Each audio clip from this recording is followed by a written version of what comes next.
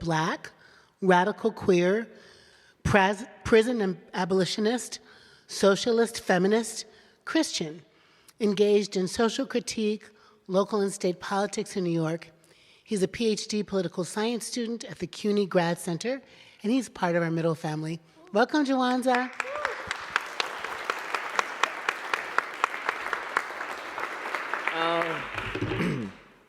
Wow, thank you. I'm gonna set my timer because I'm one of those people that will overgo.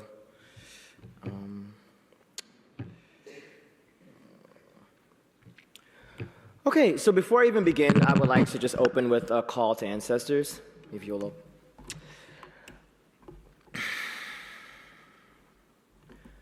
I hear the voices of centuries past, singing in chorus a language my tongue will never speak, but I feel it deep in my bones when black blood wets the earth, and another opens their mouth, from which crawls the parts of revolution, words for some, movements for others, but all demanding dignity. Again, my name is Jawanza James Williams. I use he, him pronouns, and I'm profoundly honored to be here, and I really am very grateful to Reverend Jackie Lewis and Middle Church and the whole Middle Church family for this lovely opportunity, and for recognizing, my political work, and for being both a spiritual home for me as an individual and also a political home where I can find community among other progressive-minded people who are trying to usher in the loving powers, the loving attributes of a beautiful story that we all share, whatever language or corner of the earth we come from, faith or no faith. So I did write some remarks. I'm just going to read those. In this period of unparalleled political apathy, white supremacist violence, mass anxiety, dis-ease, cognitive dissonance, climate catastrophe, ever-increasing plutocratic capitalist exploitation, recognition, solidarity, and recommitment to building powerful political organizations is incredibly important, perhaps paramount to saving ourselves and planet long enough to transform our material conditions and the conditions of our collective humanity. We face existential challenges, and in response, we are to construct as much as we deconstruct.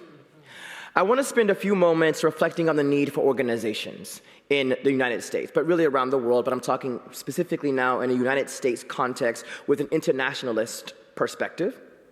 I often recall the words of Kwame Ture, who used to be called Stokely Carmichael, that have pronounced utility today. Mobilization is temporary. Organization is eternal. For instance, the setbacks that progressive movements experienced throughout 2020 and 2022 in the US and in New York City are not solely on the narrative and ideological front. You'll remember the defund the police movement, the racial justice uprisings, this transformative period in American society and in global society, primarily because of COVID-19 and because of the ways in which it made us sensitive and able to sort of see the complexities and the nuances of what we're all experiencing. But it represents, I think, a period of profound missed organizing opportunities. Increasingly, especially among leftist activists and organizers, there is, albeit often legitimate, a general mistrust of organizations and the need and importance of building, joining, funding, and expanding them. This is especially true for organizations that are nonprofits recognized by the state and are often subject to critiques about their alleged complacency within the nonprofit industrial complex. However, all social movements are undergirded, supported, populated by the people produced, the kind of leadership produced by community-based political organizations or political spaces like this one. And we have to be able to understand that.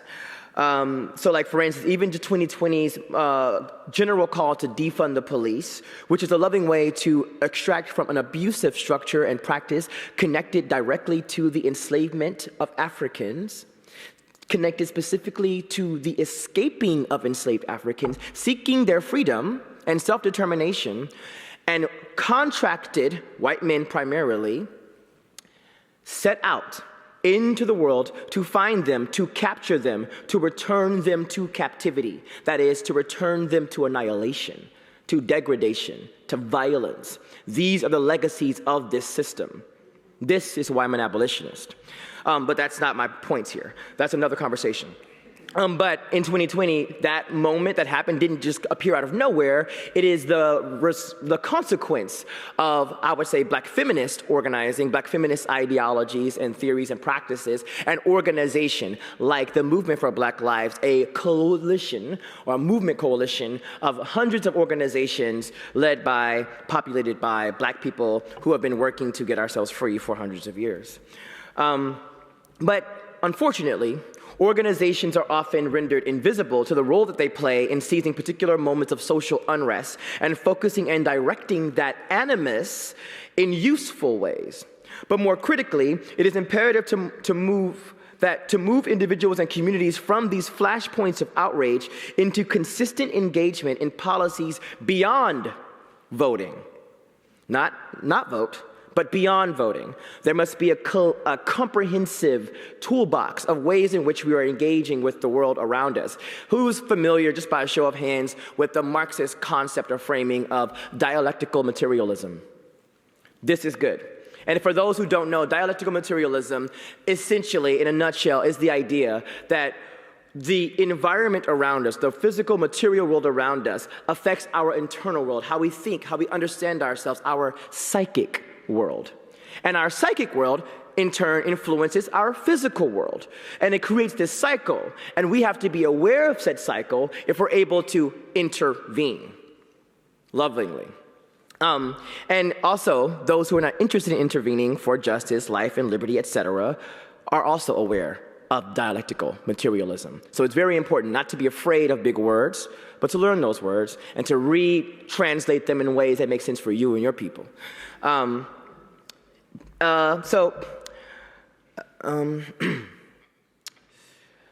interjecting too much, so I'm throwing myself off. I timed this specifically. So what I'm saying is, if you want to be able to defund the police, or I don't know, stop a genocide, and fund our communities, or to build abolitionist, feminist, socialist futures, we have to build the organizations that are going to help transform the people who will build and wage the revolutionary movement that transforms the world. They must be sustained, and the leadership must be created, cultivated, and developed.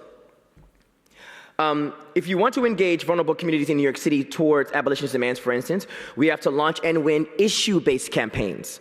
Not electoral campaigns alone, but issue-based campaigns that alleviate immediate suffering or improve immediate conditions for communities. During the fight for universal child care or increased wages or other issues that impact poor and working poor communities, organizers must engage in the political education necessary to help the masses develop increasingly critical lenses by which to analyze the world. That is always happening, but unfortunately, the principles and frameworks of analysis being offered are often offered by the elite, via the media and the state, and right-wing social media algorithms, I would say.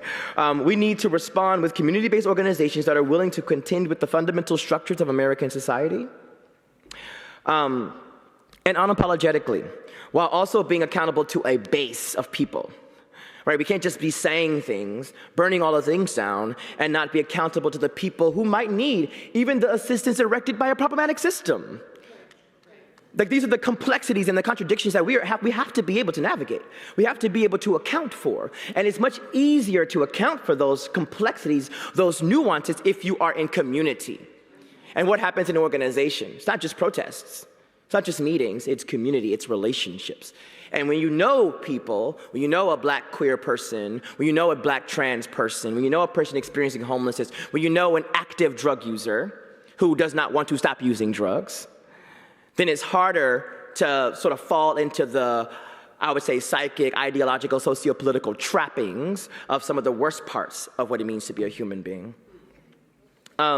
So, long story short, if you've been paying attention to the last few years, a global pandemic, Trump, the resurgence of white supremacist organizing, an escalating climate catastrophe, and the quickening pace of the solitary killer of a shared nightmare, the nuclear specter, you're definitely worried. American mainstream politics does little to calm us, but the good news is those of us on the political left can see with clear eyes.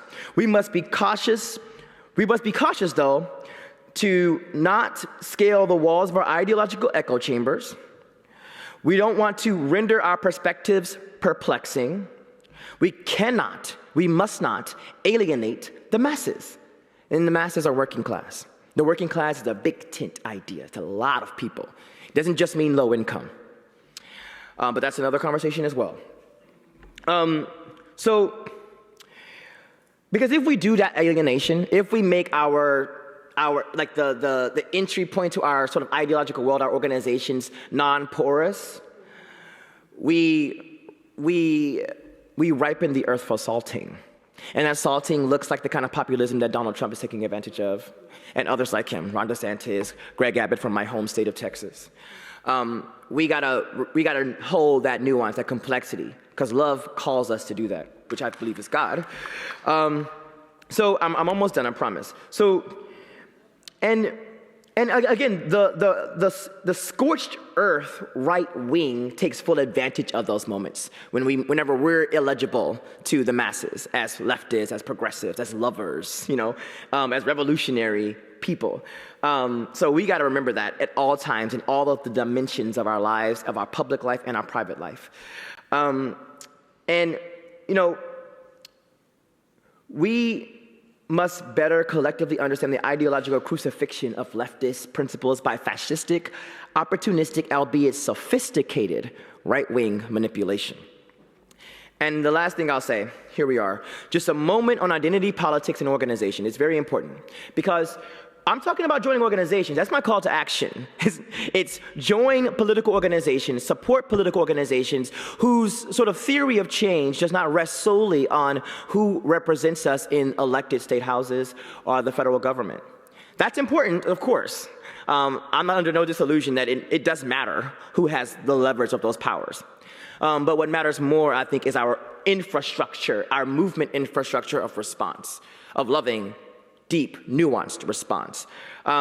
So I think there is a surface level of politics often informed by a misunderstanding of identity politics that allows for leadership to condemn one violation but not another, which we're seeing a lot right now.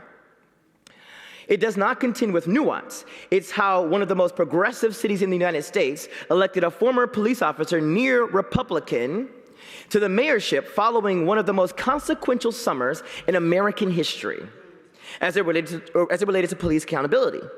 Of course, identity is a critical factor to understand any moment in American politics. However, identitarian dimensions alone are insufficient to create and maintain a political sphere oriented towards fairness, equity, and justice. Identity politics isn't what you think it is, actually. It's originally a black feminist concept introduced to the world through the Combahee River Collective statement. Identity politics were meant to inform the solution to political problems through one's own experiences. It was not meant to be used as a means of deflection, as is often the case in contemporary discourses. In her New Yorker column, Until Black Women Are Free, None of Us Will Be Free, black feminist scholar Keeanga-Yamahtta Taylor interviews Combahee River Collective founding member Barbara Smith. She writes, quote, "Much of what is meant by identity politics in its contemporary idiom is simply representation. The presence of black, queer, gendered, and classed bodies with almost no attention paid to their political commitments. Political scientist Olufemi Taiwo explores the contortion of identity politics occurring in American politics in his latest book, Elite Capture: How the Powerful Took Over Identity Politics. In The Nation, it's described, quote, "For Taiwo, this represents a particularly glaring instance of the elite capture of identity politics, a process through which political projects can be hijacked in principle or in effect by the well-positioned and resourced. While the fundamental structure," remember, transforming society, "while the fundamental structure of the social order and its attendant inequalities remains unchanged." So, in closing, I will say, We are at a crossroads in the human experience where our planet is in peril, democracy is under attack globally, toxic ideas like patriarchy, white supremacy, capitalism, nationalism are putting up a fight as we try to unroot them.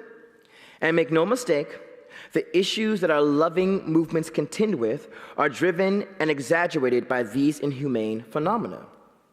So I call on you to continue building with us. I call on you to lock your fingers with ours to push back. I call on you to take up the mantle and fight for the world we all deserve, because power concedes nothing without demand, as we've been told, because we are only as strong as those that are in coalition with us, in alliance with us, in organization with us. So I call on you to act now, because the world we deserve is not possible without all of us working together to make it a reality. Thank you.